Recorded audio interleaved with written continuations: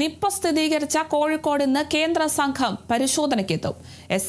ICMR-ലും national disease control centre ഉദ്യോഗസ്ഥരുമാണ് പരിശോധനയ്ക്കെത്തുന്നത്. രോഗം report ചെയ്ത സ്ഥലങ്ങൾ സംഘം സന്ദർശിക്കും. ജില്ലാ ഭരണകൂടവുമായും സംഘം ചർച്ച നടത്തും.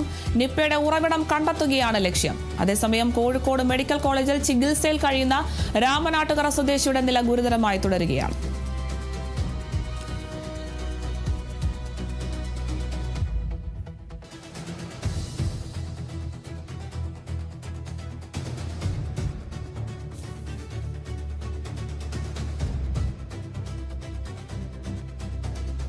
നിപ്പ സ്ഥിരീകരിച്ച കോഴിക്കോടാണ് ഇന്ന് കേന്ദ്ര സംഘമൊക്കെ പരിശോധനയ്ക്ക് എത്തുന്നത്.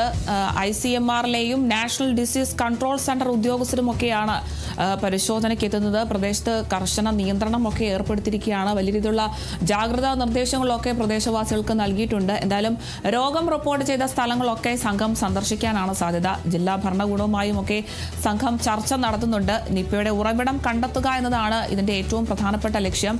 എന്തായാലും കോഴിക്കോട് മെഡിക്കൽ കോളേജിൽ ചികിത്സയിൽ കഴിയുന്ന രാമനാട്ടുകര സ്വദേശിയുടെ നില ഇപ്പോഴും ഗുരുതരമായി തന്നെ തുടരുകയാണ്. ആരോഗ്യവകുപ്പ് ഇയാളുടെ പകർച്ച പട്ടികയൊക്കെ പുറത്തിറക്കിയിരുന്നു.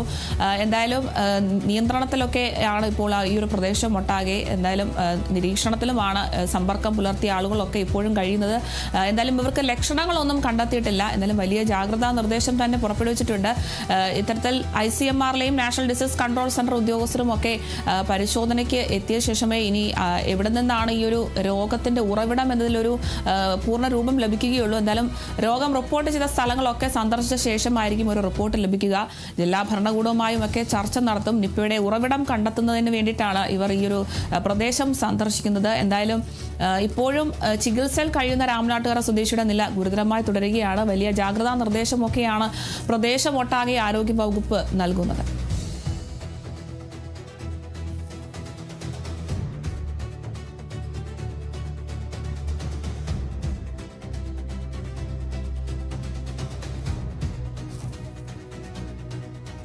സംസ്ഥാനത്ത് നിപ്പ ഭീതി പടരുന്ന സാഹചര്യത്തിൽ ജീവൻ രക്ഷാ മരുന്നുകൾക്ക് ക്ഷാമം നേരിടുന്ന വാർത്ത ആശങ്കയുണ്ടാക്കുന്നുവെന്ന് പ്രതിപക്ഷ നേതാവ് പിണറായി വിജയൻ. കോഴിക്കോട് മെഡിക്കൽ കോളേജിൽ നിപ്പ ബാധിതർ വെന്റിലേറ്ററിൽ തുടരുമ്പോഴും മരുന്ന് ലഭ്യമില്ലെന്നാണ് ആശുപത്രി അധികൃതർ വ്യക്തമാക്കുന്നത്. റെംഡെസിവിർ പോലുള്ള ജീവൻ രക്ഷാ മരുന്നുകൾക്ക് ക്ഷാമം നേരിടുന്നു എന്ന വാർത്തയും അത്യന്തം ആശങ്കാജനകമാണ്. ഇന്നോ നാളെയോ എന്നല്ലാതെ കൃത്യമായി മരുന്ന് എപ്പോൾ ലഭ്യമാക്കുമെന്ന് അവർക്ക് വ്യക്തമാക്കാൻ സാധിക്കുന്നില്ല. ആരോഗ്യമന്ത്രിയുടെ അവകാശവാദത്തിന് ഘടകവിരുദ്ധമായ നിലപാടാണ് അധികൃതരുടെ ഭാഗത്തുനിന്നും ലഭിക്കുന്നത്. സർക്കാർ ഈ വിഷയത്തിൽ അടിയന്തരമായി ഇടപെടുകയും യുദ്ധകാലാടിസ്ഥാനത്തിൽ മരുന്നുകൾ ലഭ്യമാക്കാൻ നടപടി സ്വീകരിക്കുകയും വേണമെന്നും പിണറായി വിജയൻ ഫേസ്ബുക്കിൽ വിമർശിച്ചു.